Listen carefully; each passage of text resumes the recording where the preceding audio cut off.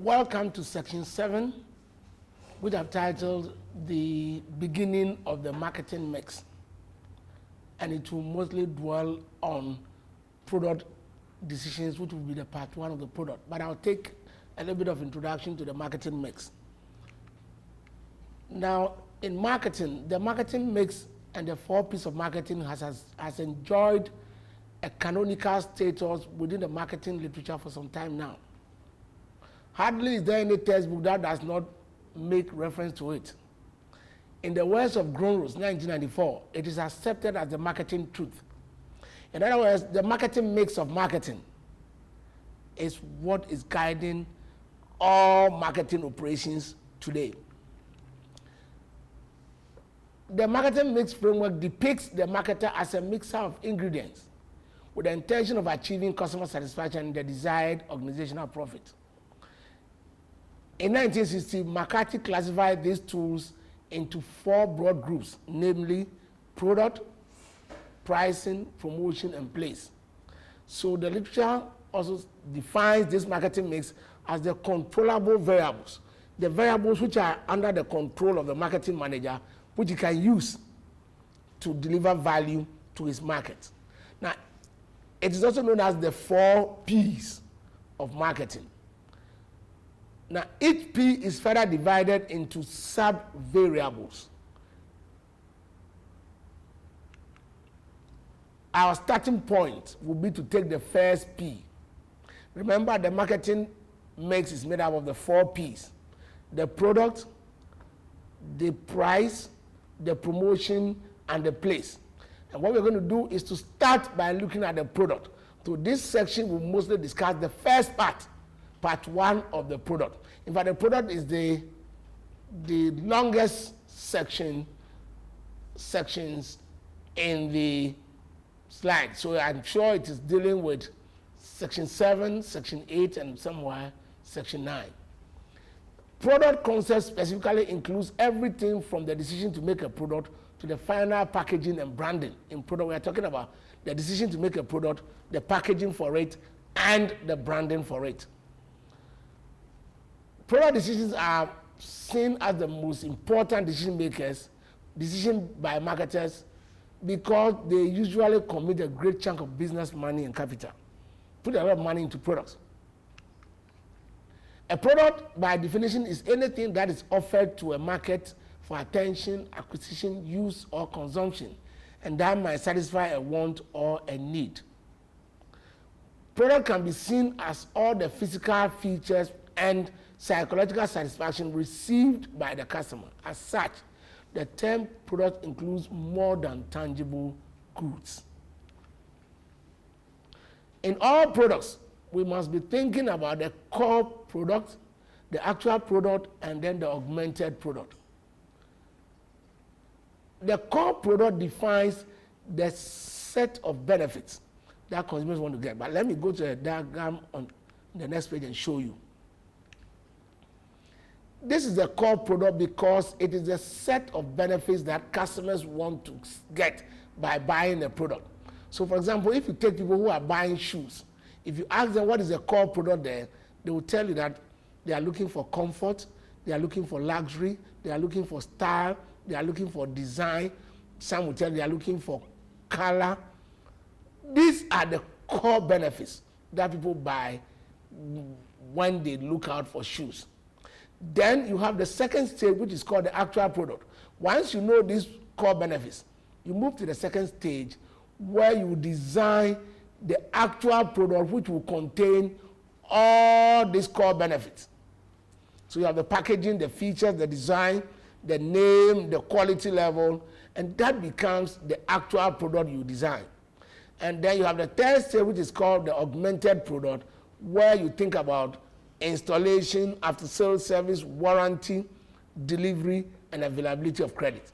So products exist in 3 levels: the core benefits, which is the core product; the actual product, which is the physical product that is designed; and the augmented product, which is the product extras that you provide to help consumers enjoy the consumption of their products. Now, the core product, like I was telling you, is the set of benefits consumers want to get by buying the product. The actual product is the physical thing that you design for customers. The augmented product are the product extras that you provide for people to be able to use their product. Product line and product mix. In marketing, we have what we call product line and product mix. Product mix is the total assortment of products you offer for sale. For example, if you take Unilever, the product mix will be soap,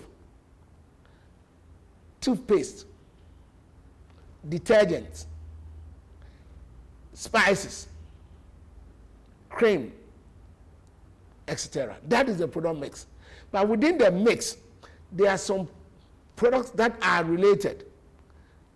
They are related because either they are manufactured from the same raw material, they appeal to the same group, they are manufactured through the same process. So soap alone becomes a line. And within the soap line, there are a lot of soaps in the line.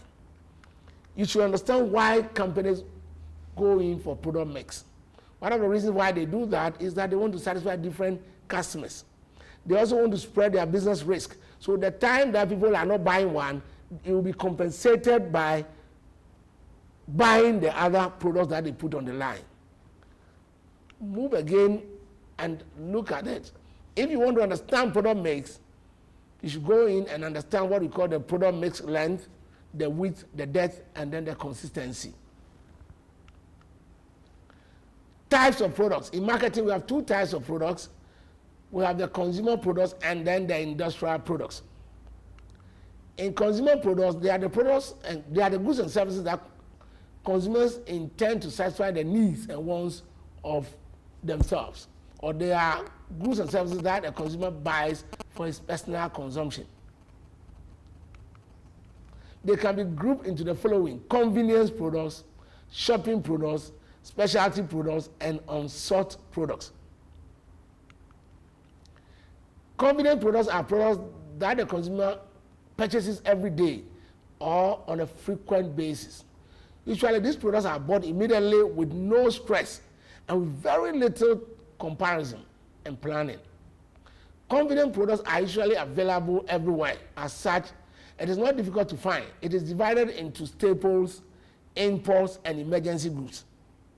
Staples are the everyday products that you buy into the home, and when they get finished, you replace them. So the normal provisions, they are staples.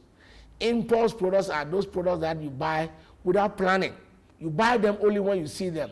So go to a typical department store or a shopping mall and look at the counter. All the products they place there, they are impulse goods because people normally don't plan before they buy them.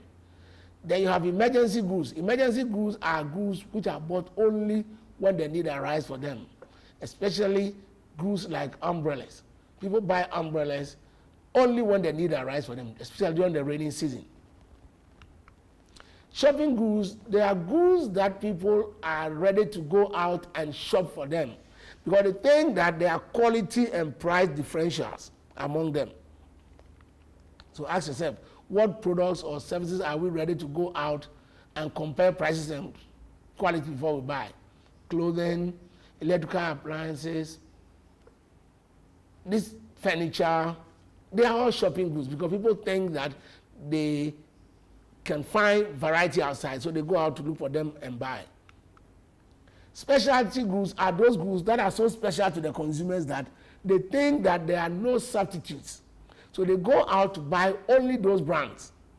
For example, Rolex watch. People don't think that there's generally a substitute. So once he wants to buy Rolex, he goes out and he buys only Rolex. Lamborghini cars. People think that there is no substitute to them. Then you have unsought products. Unsought products are usually goods that the consumer either is not aware of its existence, or even if he knows about it, he does not usually think of buying it because he doesn't need it. Things that we classify them here are issues of encyclopedia. I wonder how many of you are thinking of buying an encyclopedia. Again, you have unsought goods, mostly life assurance products. People also don't think that, oh, they need life assurance products. But marketers are selling them, so you must look at what strategies we're going to adopt to be able to sell them. Normally, it's through aggressive door-to-door marketing. Consumer product classifications. So we've classified them into convenient products, shopping products, specialty products, and unsought products. We may also go into industrial goods, where